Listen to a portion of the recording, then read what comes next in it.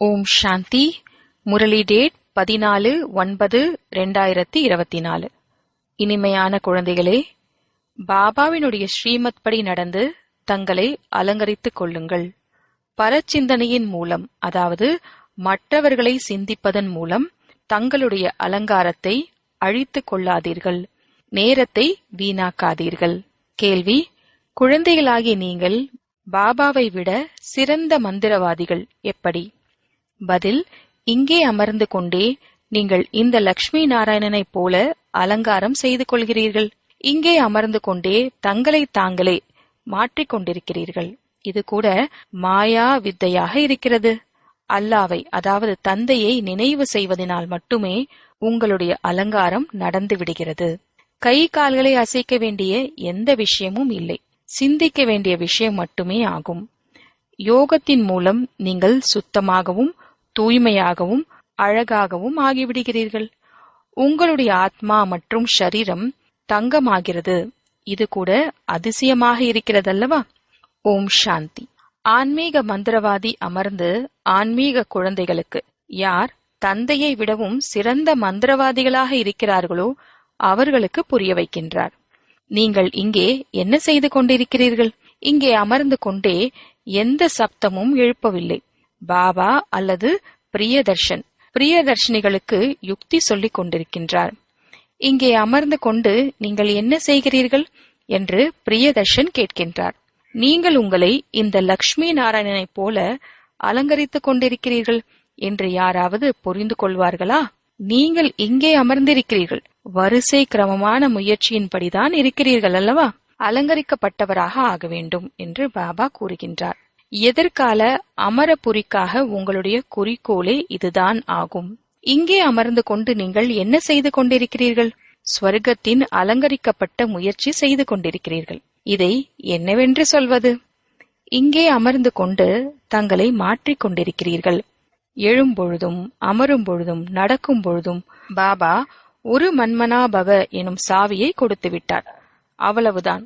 ஒருவரை தவிர வேறு எந்த வீணான விஷயங்களையும் கேட்டு பேசி நேரத்தை வீணாக்காதீர்கள். நீங்கள் தங்களுடைய அலங்காரத்திலேயே ஈடுபட்டிருங்கள். மற்றவர்கள் செய்கிறார்களோ இல்லையோ, அதில் உங்களுக்கு என்ன ஆயிற்று? நீங்கள் தங்களுடைய முயற்சியில் இருங்கள். எவ்வளவு புரிந்து கொள்ள வேண்டிய விஷயமாக இருக்கிறது. புதியவர்கள் யாராவது கேட்டால் கண்டிப்பாக அதிசயப்படுவார்கள். உங்களில் சிலர் தங்களை அலங்கரித்துக் கொண்டிருக்கிறீர்கள், சிலர் இன்னும் கெடுத்துக் கொண்டிருக்கிறீர்கள். மற்றவர்களை பற்றிய சிந்தனையில் நேரத்தை வீணாக்கிக் கொண்டிருக்கிறீர்கள். நாம் என்ன செய்து கொண்டிருக்கிறோம் என்று நீங்கள் உங்களை மட்டுமே பாருங்கள் என்று பாபா குழந்தைகளுக்கு புரிய வைக்கின்றார். மிகவும் சிறிய யுக்தியை கூறியுள்ளார். ஒரே ஒரு வார்த்தைதான், மன்மனா பவ. நீங்கள் இங்கே அமர்ந்திருக்கிறீர்கள், ஆனால் முழு சிருஷ்டி சக்கரம் எவ்வாறு சுற்றுகிறது என்பது உங்களுடைய புத்தியில் இருக்கிறது. இப்பொழுது மீண்டும் நாம் புதிய உலகத்திற்காக அலங்கரித்துக் கொண்டிருக்கின்றோம். நீங்கள் எவ்வளவு பத்மாபத பாக்கியசாலியாக இருக்கிறீர்கள், பல மடங்கு பாக்கியசாலியாக இருக்கிறீர்கள். நீங்கள் இங்கே அமர்ந்து கொண்டே எவ்வளவு காரியங்களை செய்கிறீர்கள். கை கால்களை அசைக்க வேண்டிய விஷயமே இல்லை, சிந்தனையின் விஷயம் மட்டுமே ஆகும். நாங்கள் இங்கே அமர்ந்து கொண்டே உயர்ந்ததிலும் உயர்ந்த உலகத்திற்காக அலங்காரம் செய்து கொண்டிருக்கின்றோம் என்று நீங்கள் சொல்கிறீர்கள். மன்மனாபவ என்ற மந்திரம் எவ்வளவு உயர்ந்ததாக இருக்கிறது. இந்த யோகத்தின் மூலம்தான் உங்களுடைய பாவங்கள் எரிந்து கொண்டே செல்லும். மேலும் நீங்கள் தூய்மையாக ஆகி ஆகி பிறகு எவ்வளவு அழகாக ஆகிவிடுவீர்கள். இப்பொழுது ஆத்மா தூய்மையற்றதாக இருக்கிறது என்றால் ஷரீரத்தின் நிலையையும் பாருங்கள், என்னவாகிவிட்டது. இப்பொழுது உங்களுடைய ஆத்மா மற்றும் ஷரீரம் தங்கமாகிவிடும். இது அதிசயமாக இருக்கிறதல்லவா? எனவே இப்படி தங்களை அலங்கரித்துக் கொள்ள வேண்டும். தெய்வீக குணங்களையும் தாரணை செய்ய வேண்டும். பாபா அனைவருக்கும் ஒரு வழியை தான் கூறுகின்றார், அல்லாஹ் மற்றும் ஆஸ்தி. அல்லாவின் விஷயம் மட்டுமே ஆகும். பாபாவை நினைவு செய்து கொண்டே இருந்தீர்கள் என்றால் உங்களுடைய அலங்காரங்கள் அனைத்தும் மாறிவிடும். பாபாவை விடவும் நீங்கள் பெரிய மந்திரவாதியாக ஆவீர்கள். இப்படியெல்லாம் செய்வதன் மூலமாக உங்களுக்கு அலங்காரம் ஆகிவிடும் என்று உங்களுக்கு யுக்தியை கூறுகின்றார்.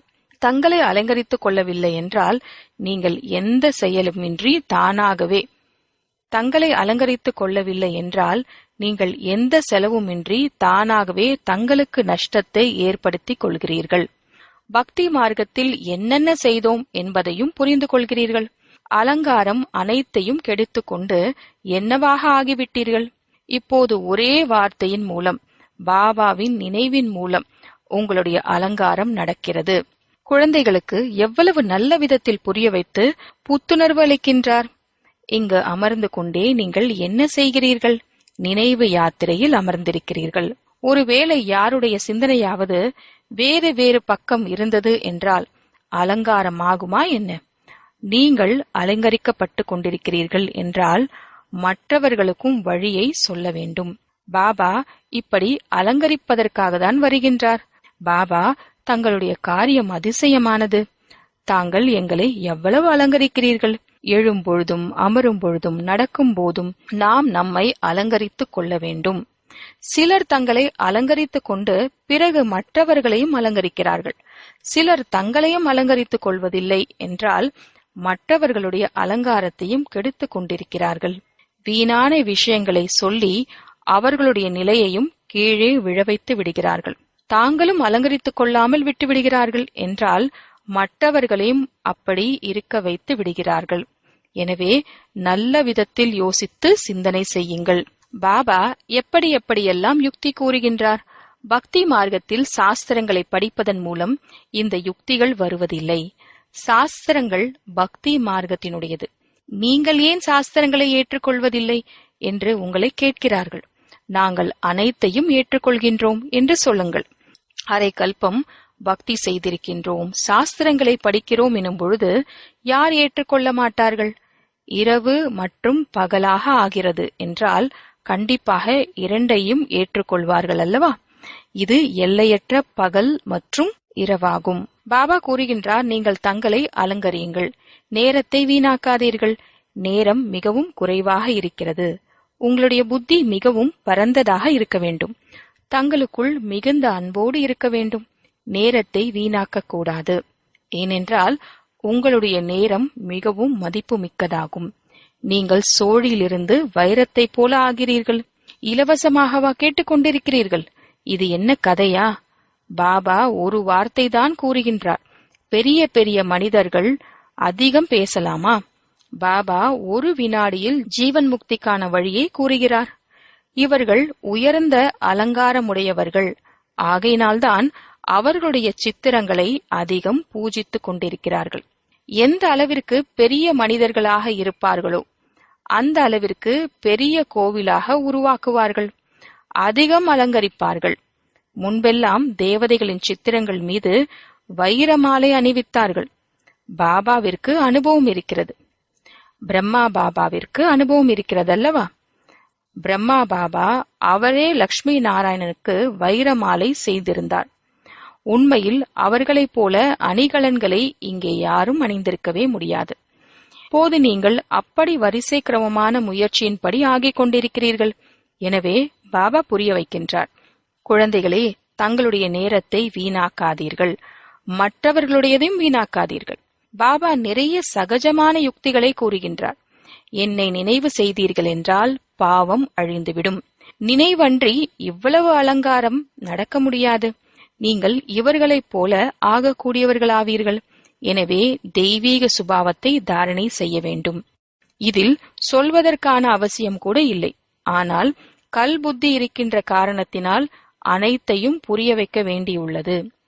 ஒரு வினாடியினுடைய விஷயமாகும். பாபா கூறுகின்றார், இனிமையிலும் இனிமையான குழந்தைகளே, நீங்கள் தங்களுடைய தந்தையை மறக்கின்ற காரணத்தினால் அலங்காரத்தை கெடுத்துக் கொள்கிறீர்கள். நடக்கும் போதும் சுற்றும் பொழுதும் அலங்கரித்துக் கொண்டே இருங்கள் என்று பாபா கூறுகின்றார். ஆனால் மாயையும் ஒன்றும் குறைந்தது கிடையாது.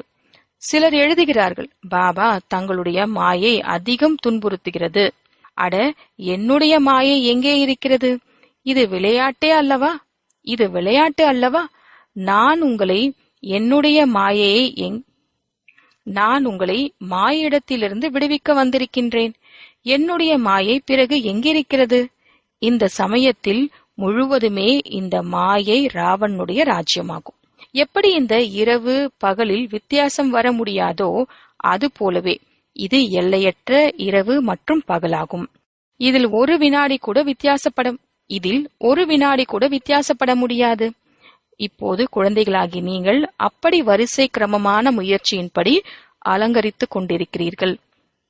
சக்கரவர்த்தி ராஜாவாக ஆக வேண்டும் என்றால் சக்கரத்தை சுற்றி கொண்டே இருங்கள் என்று பாபா கூறுகின்றார். குடும்ப விவகாரங்களில் என்னவோ இருங்கள், அதில் அனைத்தும் புத்தியின் வேலையாகும். ஆத்மாவில்தான் மனம் புத்தி இருக்கிறது. இங்கே உங்களுக்கு வெளி உலகத்தின் சிக்கலான வேலைகள் போன்றவை எதுவும் இல்லை. நீங்கள் இங்கே வருவதே தங்களை அலங்கரித்துக் கொள்வதற்கு, புத்துணர்ச்சி பெறுவதற்காகும். பாபா அனைவருக்கும் ஒரே விதமாகத்தான் படிப்பிக்கின்றார். இங்கே பாபாவிடம் புதிய புதிய கருத்துக்களை நேரடியாக கேட்பதற்காக வருகின்றார்கள். பிறகு வீட்டிற்கு செல்கிறார்கள் என்றால் என்னவெல்லாம் கேட்பார்களோ அது வெளியேறி விடுகிறது. இங்கிருந்து வெளியில் சென்றவுடனேயே பை காலியாகி விடுகிறது. என்ன கேட்கிறார்களோ அதை பற்றி சிந்தனை செய்வதில்லை. உங்களுக்கு இங்கே நிறைய ஏகாந்தமான இடங்கள் இருக்கின்றன. வெளியில் சிறு ரத்தம் உறிஞ்சும் பூச்சிகள் சுற்றி கொண்டிருக்கின்றன. ஒன்று மற்றொன்றை கொலை செய்கிறது, குடித்துக் கொண்டே இருக்கிறது. எனவே பாபா புரிய வைக்கின்றார், இது உங்களுடைய மிகவும் மதிப்புமிக்க நேரமாகும். இதை நீங்கள் வீணாக்காதீர்கள். தங்களை அலங்கரித்துக் கொள்வதற்காக நிறைய யுக்திகள் கிடைக்கின்றன. நான் அனைவரையும் கடை தேற்ற வந்துள்ளேன். நான் உங்களுக்கு உலகத்தின் ராஜ்யத்தை அளிக்க வந்துள்ளேன். எனவே இப்பொழுது என்னை நினைவு செய்யுங்கள். நேரத்தை வீணாக்காதீர்கள். காரியங்கள் செய்து கொண்டிருந்தாலும் பாபாவை நினைவு செய்து கொண்டே இருங்கள். இவ்வளவு அதிகமான ஆத்மாக்கள் அனைத்தும் ஒரே பரம்பிதா பரமாத்மா பிரியதர்ஷனின் பிரியதர்ஷினிகளாக இருக்கிறார்கள். அந்த உலகாய கதைகள் போன்றவற்றை நீங்கள் நிறைய கேட்டிருக்கிறீர்கள். அவை அனைத்தையும் மறந்துவிடுங்கள் என்று பாபா இங்கு கூறுகின்றார். பக்தி மார்க்கத்தில் நீங்கள் என்னை நினைவு செய்தீர்கள் மற்றும் நாங்கள் தங்களுடையவர்களாகத்தான் ஆவோம் என்று உறுதிமொழியும் அளித்தீர்கள். இவ்வளவு அதிகமான பிரியதர்ஷினிகளுக்கு ஒரு பிரியதர்ஷன் ஆவார். பிரம்மத்தில் ஐக்கியமாகி விடுவோம் என்று பக்தி மார்க்கத்தில் கூறுகிறார்கள். இவை அனைத்தும் வீணான விஷயமாகும். ஒரு மனிதன் கூட மோட்சத்தை அடைய முடியாது. இது ஆரம்பமும் முடிவுமற்ற நாடகமாகும். இவ்வளவு பேர்கள் அனைவரும் நடிகர்களாக இருக்கிறார்கள்.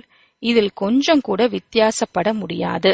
ஒரு அல்லாவை மட்டும் நினைவு செய்தீர்கள் என்றால் உங்களுடைய இந்த அலங்காரம் நடந்துவிடும் என்று பாபா கூறுகின்றார். இப்போது நீங்கள் இப்படி, அதாவது லக்ஷ்மி நாராயணனை போல ஆகிக் கொண்டிருக்கிறீர்கள். நாம் அநேக முறை இந்த அலங்காரத்தை செய்திருக்கின்றோம் என்பதை நினைவில் வையுங்கள். பாபா, தாங்கள் கல்ப கல்பமாக வருவீர்கள். நாங்கள் தங்களிடத்திலிருந்துதான் கேட்போம். எவ்வளவு ஆழத்திலும் ஆழமான கருத்துகளாக இருக்கிறது. பாபா மிகவும் நல்ல யுக்திகளை கூறியுள்ளார். அப்படிப்பட்ட தந்தைக்குதான் பலியாக வேண்டும். காதலன் காதலிகள் கூட அனைவரும் ஒரே மாதிரியாக இருப்பதில்லை. இந்த அனைத்து ஆத்மாக்களுக்கும் ஒரே ஒரு பிரியதர்ஷன் ஆவார். சரீரத்தின் விஷயம் எதுவும் இல்லை. ஆனால் உங்களுக்கு சங்கம யுகத்தில்தான் பாபாவிடமிருந்து இந்த யுக்தி கிடைக்கிறது. நீங்கள் எங்கு வேண்டுமானாலும் செல்லுங்கள், சாப்பிடுங்கள், அருந்துங்கள், சுற்றுங்கள், வேலை செய்யுங்கள், தங்களை அலங்காரம் செய்து கொண்டே இருங்கள்.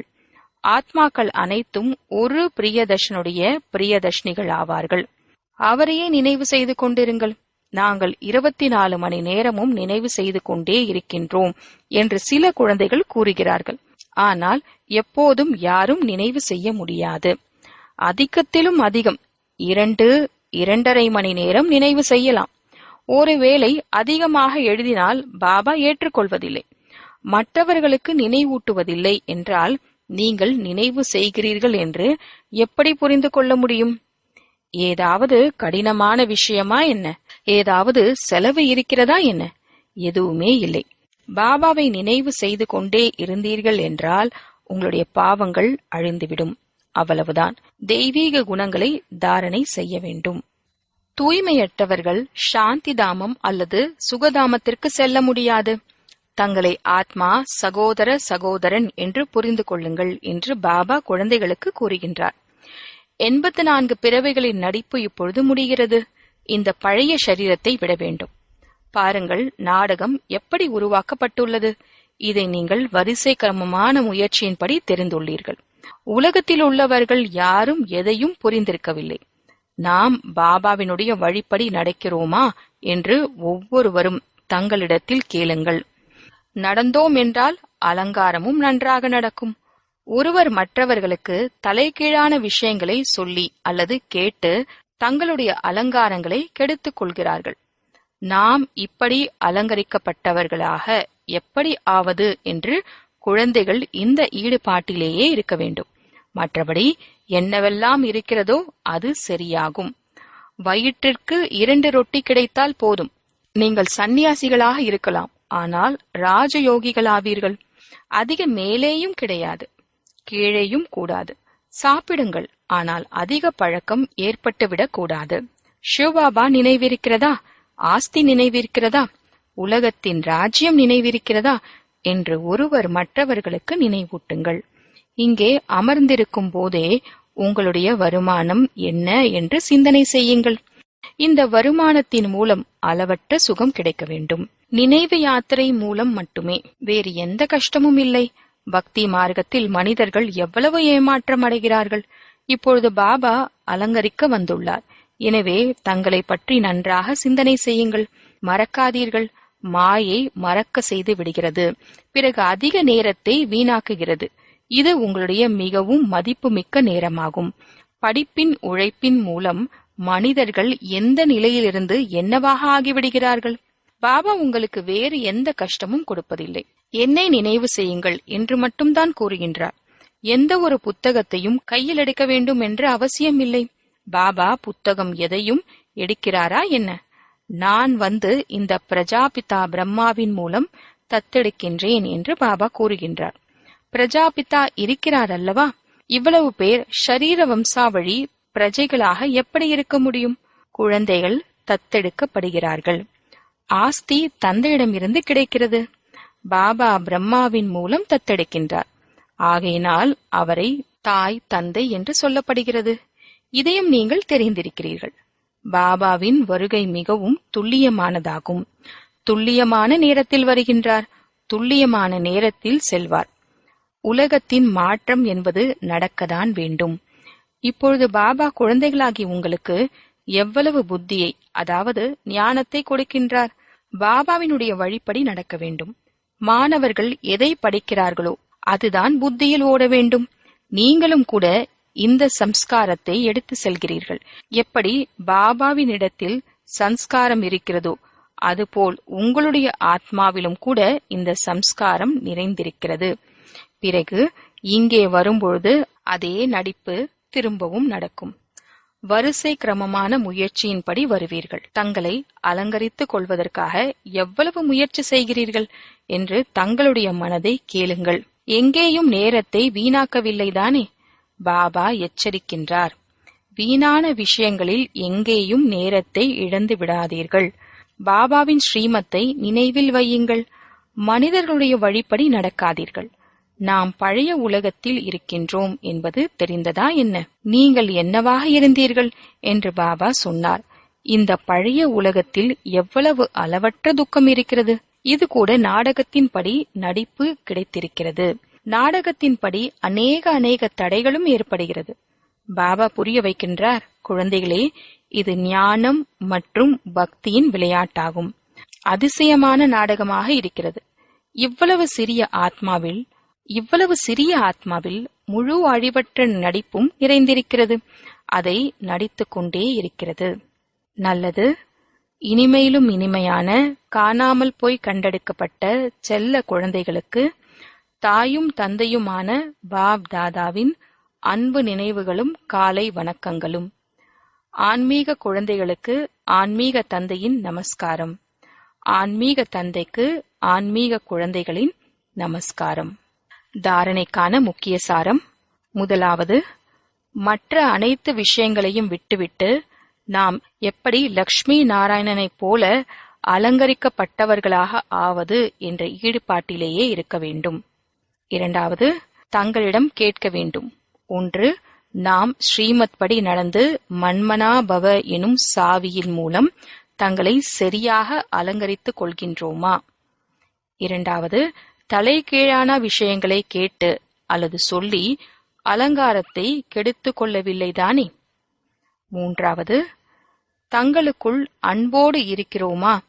தங்களுடைய மதிப்புமிக்க நேரத்தை எங்கேயும் வீணாக்கவில்லைதானே? நாலாவது, தெய்வீக சுபாவத்தை தாரணை செய்கின்றோமா?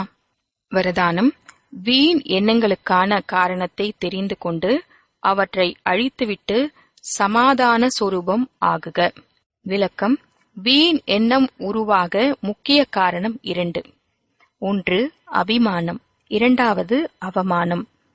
நானும் குறைந்தவனல்ல, எனக்கும் இந்த பதவி வேண்டும், என்னையும் முன்னால் வைக்க வேண்டும். இவ்வாறெல்லாம் அபிமானம், அவமானத்தில் வருகின்றனர். பெயர், புகழ், கௌரவம், சேவையில் இவைகளின் அபிமானம், அவமான உணர்வே வீண் எண்ணங்களுக்கான காரணம் ஆகும். இவற்றை கண்டறிந்து களைவதே சமாதான சொரூபம் ஆவதாகும். ஸ்லோகன்: அமைதி சக்தியால் இனிமையான இல்லத்திற்கு யாத்திரை செய்வது மிக சுலபம். ஓம் சாந்தி.